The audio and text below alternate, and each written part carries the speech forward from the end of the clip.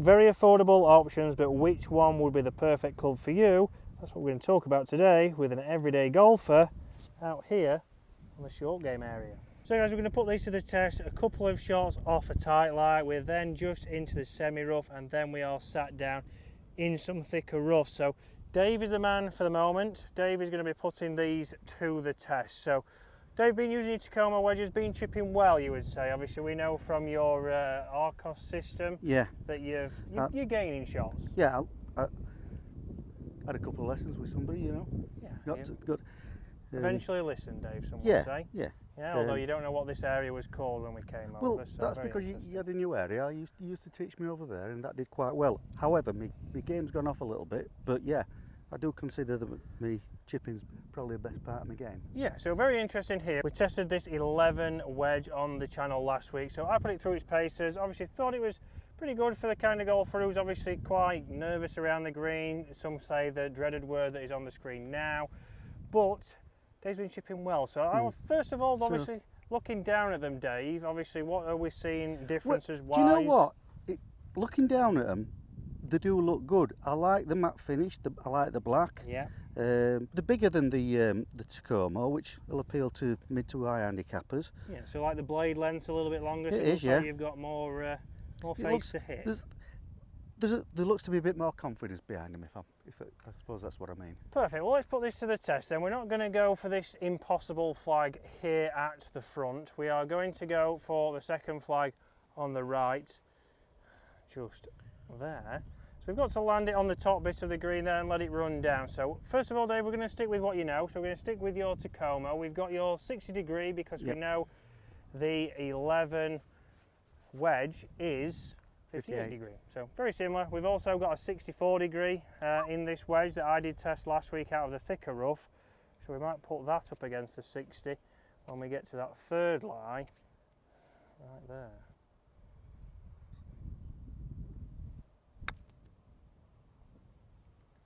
Dave's wishing we was going for the first flag. Oh, that's what you said. I did say the second flag, Dave, but if you was honestly going for the first flag, we will go to the first. Was you going for the first flag? What the hell? Oh, goodness, Dave never listens. So a fantastic shot there. We can see that obviously just didn't run out, but very easy to get a contact, Dave. Yeah, I thought, to be honest with you, I landed it exactly where I wanted to land it. I thought it would roll out to that second flag.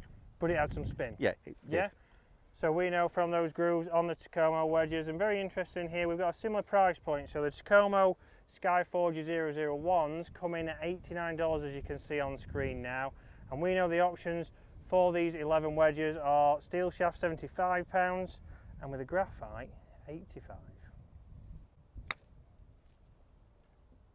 Alright, Dave, so good shot for that second one. Yeah. Straight away, what did the sound? Was it a different sound? Was it a different feel? It felt a little bit harder, if I'm honest, Chris. Yeah. And a bit more clicky, but I don't mind that, if I'm honest. No, it did a job. Again, obviously there, it's gone probably to around about 7 feet. Which, from here, is decent. Which you would definitely take, when you go for the correct flag. When I go for the right flag, yeah. Let's now go into a semi-rough lie. So this one's nicely sat in the rough. If you've just hit your drive there, or you've missed a par 3 green. Again, now from here I want to go for the closest flag. So the one you actually did go to the first time round, Dave. But let's see how it reacts. Let's stay with the 11 58 degree.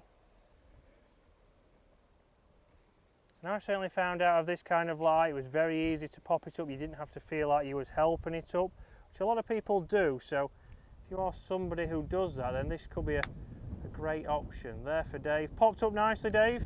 It did. I didn't commit to it because you just put in my head that it popped up and stopped quickly. It's a great excuse. I know, I thought so as well. Just not enough swing there from Dave, but it did exactly what we wanted. It popped up. If that was a little bit of a longer swing and committed to, that would have been on the green and done the job. So let's see now, is it as easy? Obviously when you go back to this wedge, Dave, you've been chipping well. Do you instantly think it's going to be a little bit harder or not?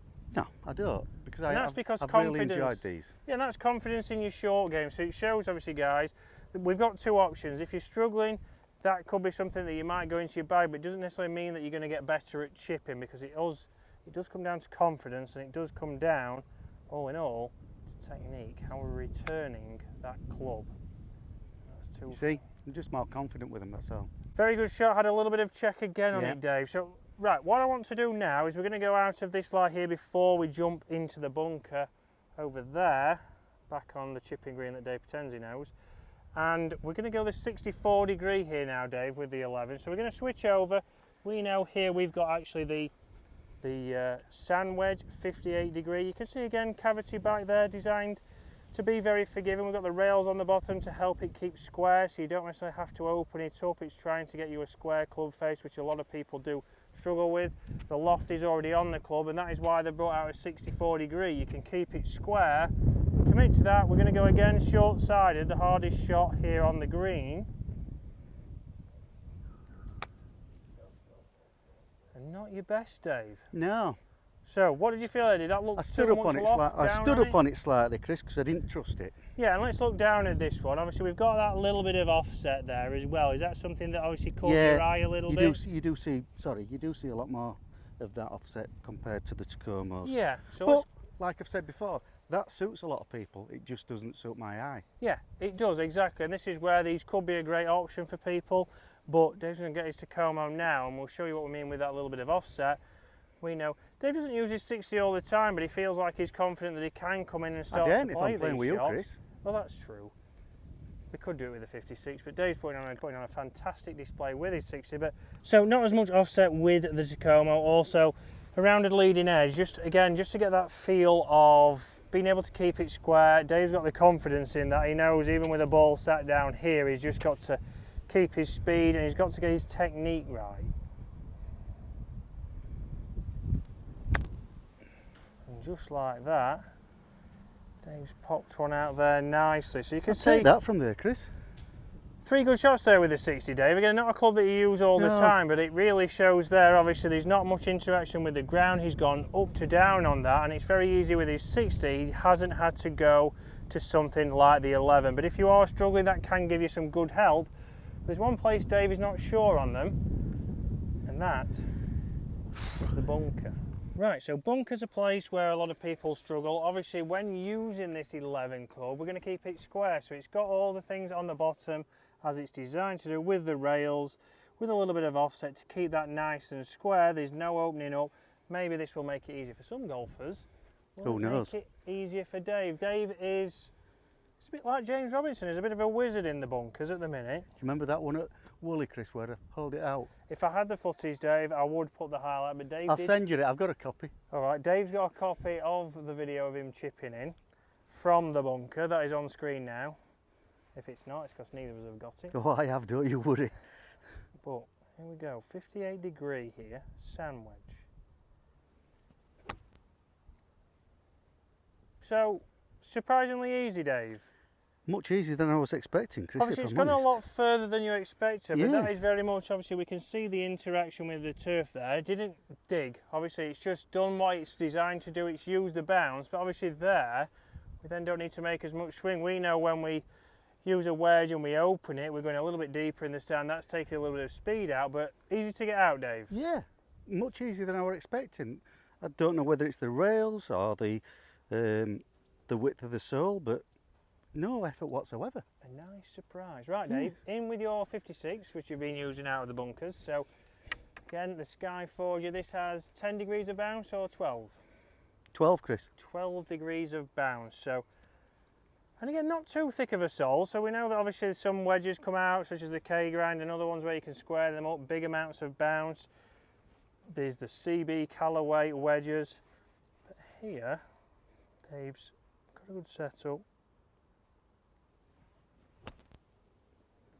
That's more like my normal one, you know. Fantastic shot.